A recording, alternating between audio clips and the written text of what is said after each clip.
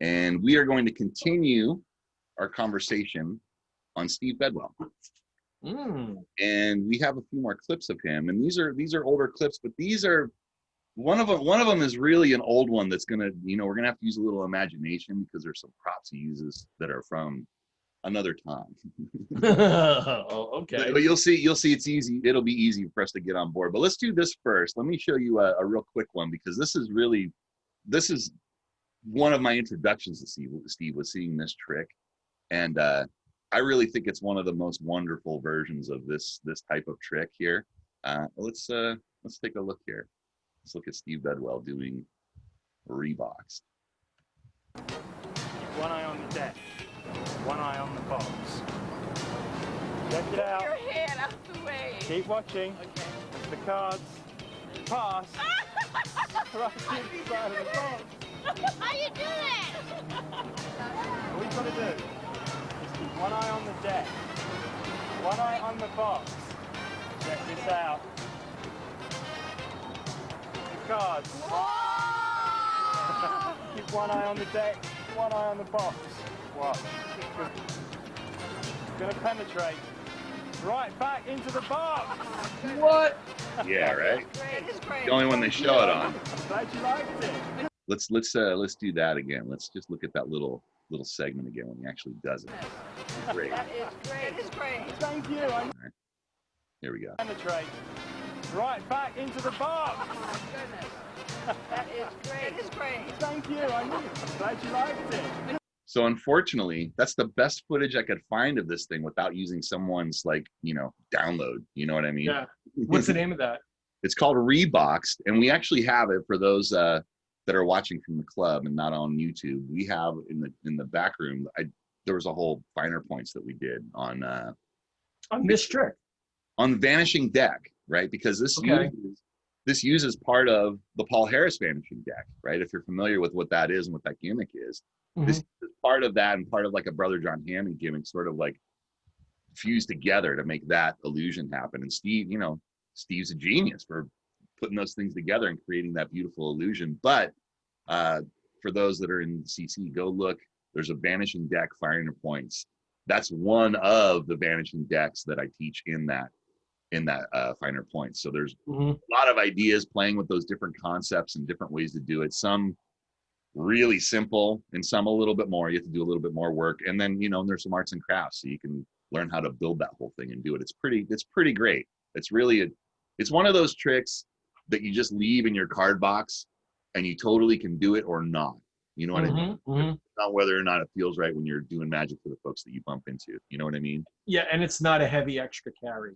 It's not a heavy extra carry because it's the equivalent when the thing is collapsed. It's the equivalent of a playing card, right? It's like, take the Joker out. I didn't want to do that trick, right? That's what exactly. I want to do it. So Yeah. It's pretty versatile, in that way. And I've always thought it was a great thing. And like I said, you can go in the back room and you can go and learn how to build that thing this afternoon if you so desired, because it would literally take you 10 minutes to build the thing. I love when we say stuff like that. Like, you can go build it this afternoon, because no one has a job.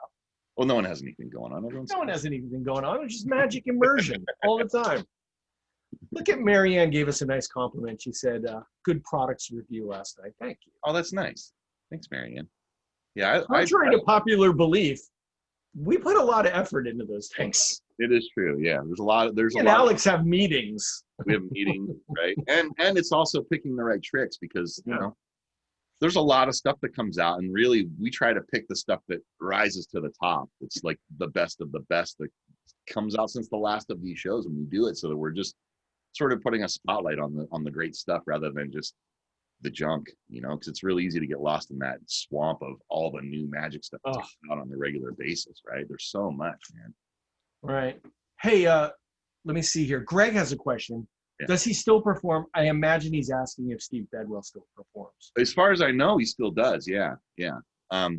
He's a physician too, right? So he, Oh, he's a physician? Yeah. Okay. So I think that, he took a period of his life where he really went for being an entertainer to, because I think he was trying to get TV famous and all that stuff. But I think that there were other aspects of his professional life that were intact, because, that's what a great thing to fall back on. I know, right? So you're talking about being a doctor. He fell back on being a doctor. He fell back on being a doctor because he Yeah. wanted to be a magician, right? Of course, yeah. Yeah. Because his real love after all those years of medical school was to be a magician. Right. Of course. I mean, Yeah. of course. Right. Well, And then my parents always said, what are you going to do? Like, what's your fallback going to be? And I was like, nuclear physicist. nuclear physicist. These card tricks don't work out. I'm going to fall back on nuclear I can make physics. money on that. Yeah. Someone will hire me for that nuclear physicist stuff. All right. Well, A let's fast learner. I know I don't have a degree in physics, but I'm a fast learner. That's hilarious, dude. All right. So this next one, now this is the one I warned you about, and this is a longer clip. This is from another time. The reason I mentioned that it's from another time is because the main prop that Steve uses in this is a Walkman. A what? Yeah, what's a Walkman? What? And in his Walkman with his headphones, right, with the little wire over his head with his headphones, inside his Walkman, he's got a cassette tape. Huh? But he does this great effect with the cassette tape. And so for younger folks that have never seen this in action, you'll see it in action sort of like in a weird way. But he gets great effects out of it. And more importantly, this act won him the gold cups for the IDM, for one of those IDM conventions, right? When they do their big yearly meets, they don't always give away the gold cups. They only give away the gold cups when they feel someone deserves the gold cups. Like, David Williamson is a gold cups winner. There's only a handful of gold cups winners. And Bedwell won with this act. And it's a really cool act. And there's a theme that's in this that you want to watch out for. Remember in the last Bedwell show, we watched his sort of version of doing the card under the drink, right? Right. The thing he called parked card, where the card he would secretly get the card to sit on top of the card box while you're watching close and he's getting you like the card under the drink. Right. This has a lot of those similar elements, which is why I wanted to have this in a separate event, because there's some similarities to it. There's some similar flavors in the air when he's doing this to that, so I don't know which inspired which, but they have some similar flavors. So having said that, I think you're prepared enough to get into this thing. Let's watch Steve Bedwell do his Walkman act.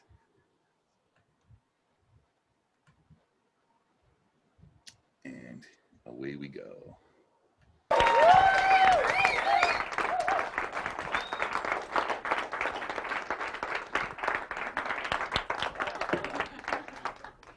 Thank you. Thank you, and welcome to my world of fantasy. Eat your heart out, Copperfield. Here we go. Here today, gone tomorrow. Oh, come on, you're just being nice. Be honest. You don't want stupid gags, you want miracles. I have here a brand new sealed deck of cards, and after the other stuff, hey, I think we'll keep them that way. Because I'm going to show you miracles with my Walkman. Hey, there it is. Here's one of my tapes. Madonna's greatest hits. Hey, a few Madonna fans in the audience. That's okay, I've got another one.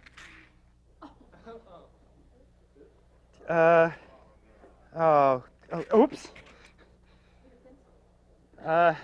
Yeah, I know what you guys are thinking, what a mess. But you see, if you think about it, it just needs rewinding. No, maybe not. Like a virgin touched. For the you do that gag at a magic convention and no one gets it? Such hip guys, us magicians. Here we go. Now, you're about to see a miracle. At least those of you in front are about to see a miracle. Those at the sides might see somewhat more. Watch closely. Sir, say now. It's rewound.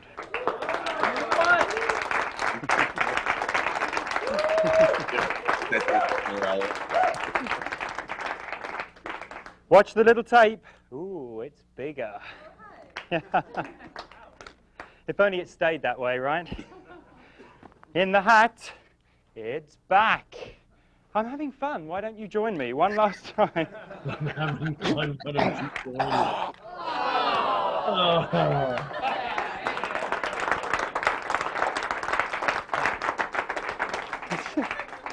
I call this my tapeworm. Would you like to learn this, sir? Open wide. Okay, here we go. Now, most magicians just ask for volunteers. No, no, no, I don't. I always come into the crowd and pick my own, and I'm coming now.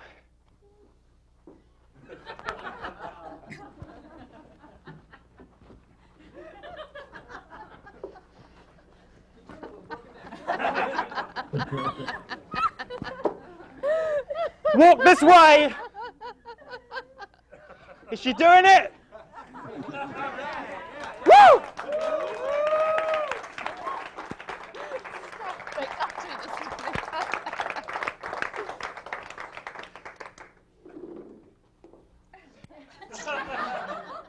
What a woman. This is going to be a great show. Okay. What's your name? Peggy. Peggy, I'd like you to reach into the hat, take out the tape. No, no, this one right here. Tell me, Peggy, did you see the tape in the hat? No. You didn't? No. Well, that's kind of lucky, because if you missed the tape, you probably missed the Walkman. Drag one. This is the deal, Peggy. During the show, I sneak the Walkman under the hat 3 times. And even though you're this close, you're not going to see it happen. In fact, if you like, Peggy, you can spend the rest of the act staring at the Walkman. You still won't see it happen, but you'll miss all the other tricks. But hey, the choice is yours. With that in mind, I'd like you to I'd like you to examine the bottle, verify it's made of glass and that it doesn't collapse. It's taken you quite a while to do that. Okay. And then if I wrap it in this paper, you can still feel it in there, right? Oh, yeah. Do you have a lighter? No. No? It's okay, I have one of my own. Here we go.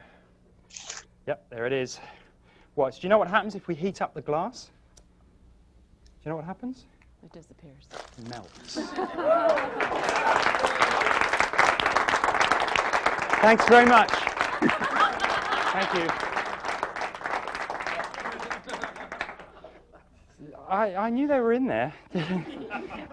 What I'd like you to do, Peggy, is take the ball, place it on the table in your own time. Way to go.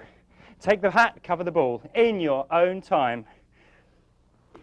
Nicely done. Now, you've covered the ball yourself. The ball is under the hat. Is there any way I can get the ball out from under that hat? Absolutely not. No, that's not fair. You shouldn't laugh, because you see, this is a bar stunt. Fools everyone. You thought I was going to get the ball out from under the hat without actually touching the hat, right? Yeah, and I can do that. In fact, I'll show you now. Here we go. Could you just show this guy the ball still under there? He's not convinced.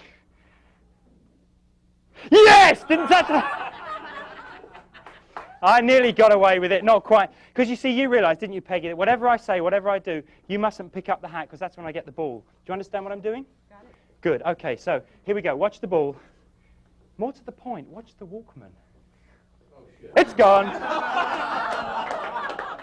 It's gone. No. It's back, and it's track 2.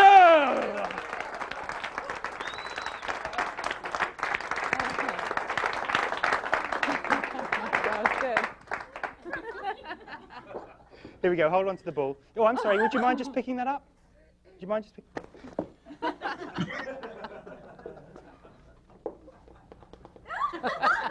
You caught me that time, didn't you? You caught me that time, didn't you? You were close, but not quite. Here we go. One last time. Here we go. Watch the ball. Okay. Watch the ball. Actually, this has got earwax on it. I'm sorry. Take the other one. Hold on to the other one with your left hand. Palm up left hand, nice and tight. Don't let go until I say so. Magic from a distance. Nothing in the hat, right? Nothing in the hat. Right, I'm going to go right over here. Okay, here we go. Magic from a distance. 2 years in Paris.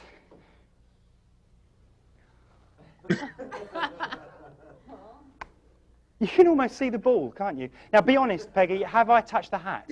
No. Have I even been close to the hat? No. Which is precisely why the ball is not under the hat. But if you slowly open your fist, faster, faster, yes! Both.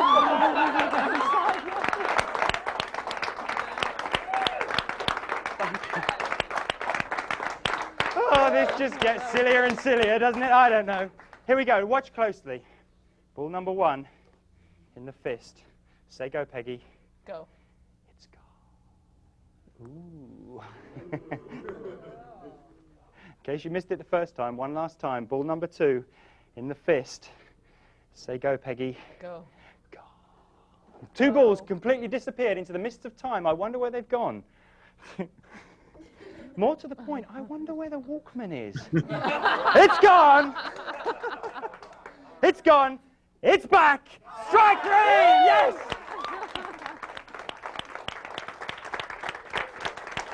Thank you very much. Thank you, Peggy. Stay there for a This moment. whole thing is so Thank you clever. very much. You see, the point being, it's okay having a Walkman, but it's no good without the cassette tapes. Oh my gosh. Thank you.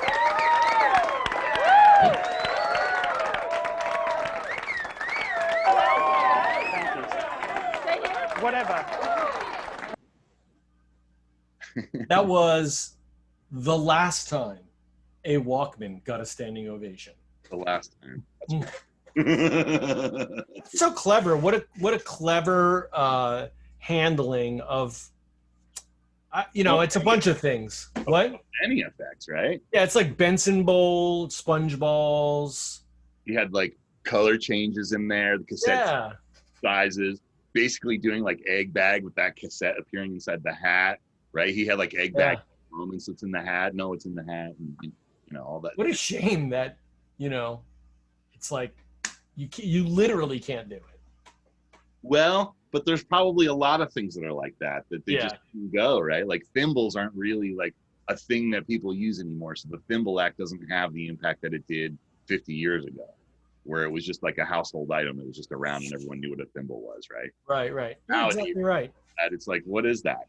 What is that thing? Oh, it's this thing that people used to use for sewing. Oh, okay. And he doesn't want to. Oh, okay. I've heard of that. Right. So I think it's like that, like I remember seeing like nightclub acts that were like dinnerware gets produced all over the place. Like those things that, that doesn't play anymore. It doesn't, none of it's relevant, and I think that's one of the things about probably fashion and style and music, right? It's that everything's cyclical. It comes and goes.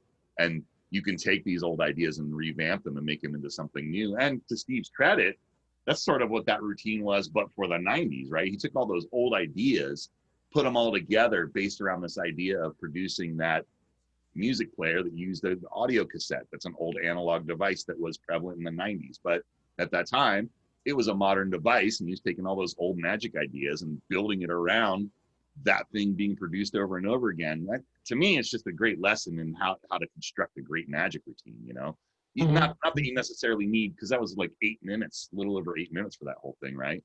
But if you take the ideas in there and apply them to something you're working on, that's probably a roadmap to getting some good magic out of something that you're working on if you have an obscure object, Probably a lot of ideas in there to help you foster that into becoming like a real routine that you would stand behind.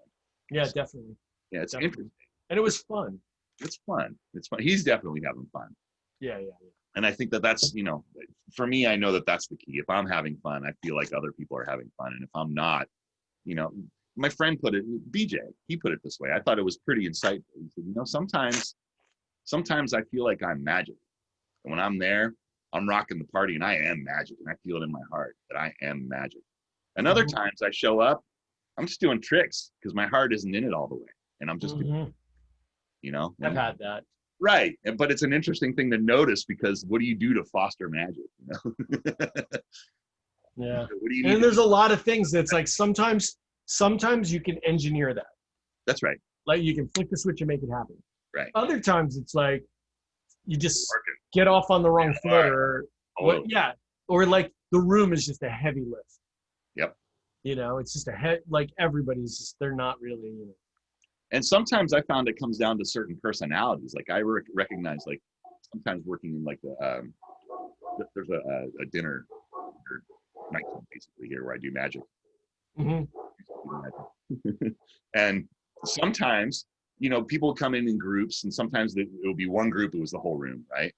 And other nights, you just never know. It's a crapshoot. You're getting what you're getting, right? And sometimes just random couples, Right. It's like a couple, and they bring a random friend, and it's like an empty seat next to them. And sometimes there's weird energy when there's like people that are by themselves, or like sometimes there's someone that's like sort of down on magic, and that energy sort of like reverberates a little bit around them, you know. Feel like people around them are not as into it as they could be because this person is like super skeptical or sort of like not getting into the flow of what the energy in the room is doing, you know. And yeah, it's interesting, you know. There's so many different things that can take you off of being the magic guy, right, when you're in the moment doing it. Should I tell scary gig story now? Oh, you should. I love your scary gig stories. Please do. Okay, so I'm really excited because I get booked to do this gig for a big rail company. Oh, okay. So what they do is this company has, I don't know how many thousands of employees, and they X-ray the train rails. Oh, okay. I've heard of this. Flaws. Sure. I forgot the name of the company right now. So they're like, hey, we're having an event. We want you to come, yada, yada, yada. I'm like, okay, I can, I'll do it. And they're like, but you need to know something.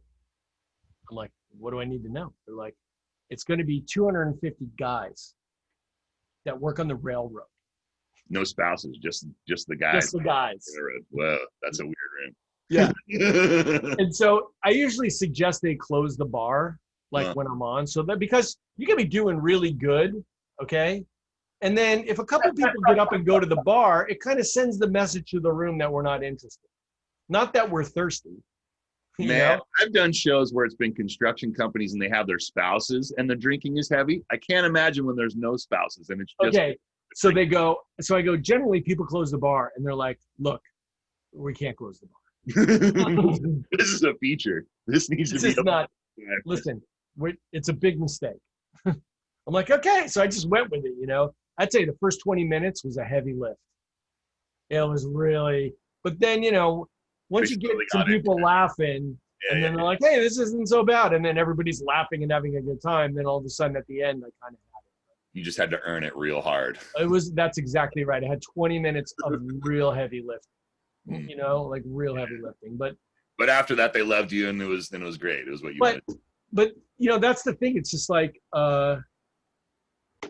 you have to take everything as it stands. No two groups are the same. No two shows are the same. No two audiences are the same. You have to just take everybody where they are. And that is literally, it's the cliche or whatever you want to call it. It's where the rubber meets the road. Like that's where all of the stuff you practice and all the things you're doing, it all comes into fruition, and you're good or you're bad depending on how you take all that in and you meet that moment, right? Whether you're courageous enough to like just be strong and be confident in your magic and just do the thing, right? Best piece of advice, just have a good opener. You know what I mean? Yep. Take whatever you think your best closer is and make it the opener. I remember getting that from Billy McComb. He had one more bit that went along with that, was not only have a killer opener, but know that you have 5 minutes, that you know every second of everything that happens for those 5 minutes so that you can be there under those lights in front of those people and not have to think about it. So you can just sort of like get acclimated to the water you're swimming in. Do you know what I call that? I call that the Springsteen Theory, right? Because he's notorious for throwing away the set list. But they know the first 3 songs. Like they know the first 3 songs when they come out, they're going to do these 3 songs. Until they're in it. And then it's just, right. That's it. And all bets are off. Now we're back alive. We're in the energy again. We can do it again. Yeah, they just know where they're going to start. They get the ball rolling, and then it's just whatever it is. But it's so true. Have the first 10, 15 minutes, certainly the first 30 seconds. That is the make or break time. When they announce you and you walk up to the mic or you walk to the front of the stage and the first words out of your mouth, it has to be like, gravitas, you have to have control, be totally comfortable. What? You're written in stone. You know what's going to happen. Yeah. You got to let it fall out of your head, right? You just got to go up there and do it. Exactly. Yeah. Otherwise, you're setting yourself up for a fall, because now how clever are you when you're nervous? Absolutely. Yeah. All right. Well, let's check out this other one. This really, if anything, I think folks might be taking this trick and trying this one out. I think this next trick is one of the more brilliant things that Steve has ever come up with. And this this might be one of those ones that, you know, it's at least a good thunderbolt, but it might be a good closer. I think this is I know we were just talking about that. Let me cue this up and get it in the right space here. Okay. Yeah, let's check out this one. I don't want to say anything else. Let's just watch this thing and we'll talk about it completely when it's over. Because, you know, we can get into the details on this without trying too hard. But this is just a beautiful thing. I'm really enamored with this trick. I've done it a couple of times and it's a killer. And hang on, it's queuing up here. Come on, here we go, Zoom. One more trick! Woo! But it's the best trick! It's the Potnoodle Trick! It's the Potnoodle Trick! Oh. You guys have absolutely no idea what a pot noodle is, have you? I'll explain. Pot noodle's like instant food. Like you rip off the lid and there's about 1.5 inches of sand and gravel, really, in the pot. And you pour on hot water and it changes into noodles. Still tastes like sand and gravel. But and the reason I use these pots is because the cards fit neatly inside. And trust me, it's not the first time these pots have seen cardboard. I take half the cards and place them face out in the pot. I take the other half of the deck and place it back out in the pot. I then make a cocktail shaker and do this.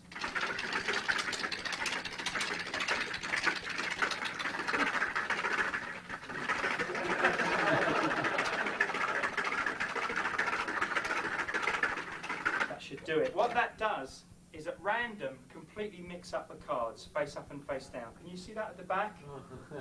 Just a mess of face up and face down cards.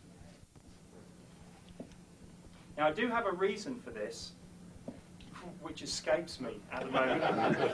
Now I do what? This is what I'm going to do. I'm going to take that messed up deck and do this. Lady at the back, name any one of the 52 cards in the deck. Ace of Hearts. Okay. You can stick with the Ace of Hearts, or you can change your mind. You're going to stick with the Ace of Hearts, aren't you?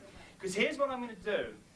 I'm going to shake the pots and unshuffle the deck, turning each and every card to face back in the same direction, except for one card, and that won't be any one card, that'll be your card, the Ace of Hearts! Yay! Yay. Yes. Of course, that's just one possible outcome.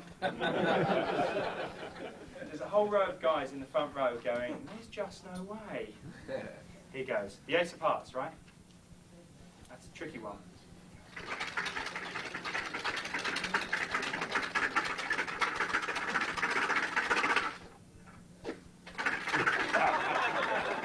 Here we go. The deck is now unshuffled. Each and every card facing back in the same direction, except for one card. The Ace of Hearts!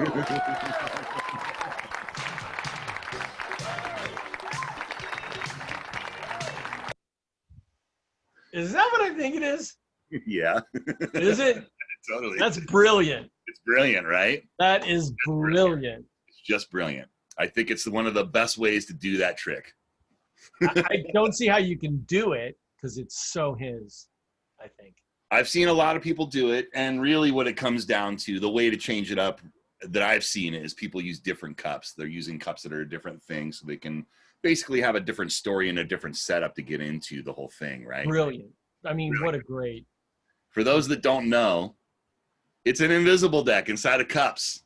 And because the cups are so small, nothing happens to the cards. Yeah, they're not But moving. because you can spread the cards in an invisible deck and show face up and face down by just separating pairs, it looks like he shuffled them. And then he just squares it up, puts it back in, shakes it again, and that reveals the card. It's so brilliant. So brilliant. It's really the best way so to do it. brilliant. I mean, it's really good. Yeah, because look, I mean, you got what, like 4 minutes out of that thing, right? Out of those two cups and the card. I did invisible deck in my head for a long time. You know, like stand up, someone in the audience, whatever. I swapped it out for tossed out deck. Oh, Right. You know, it was a little bit more impactful, but Sure. that's brilliant. Agreed. I mean, I think brilliant. yeah, I think it's so good, man. I think it's so good. Yeah, love it.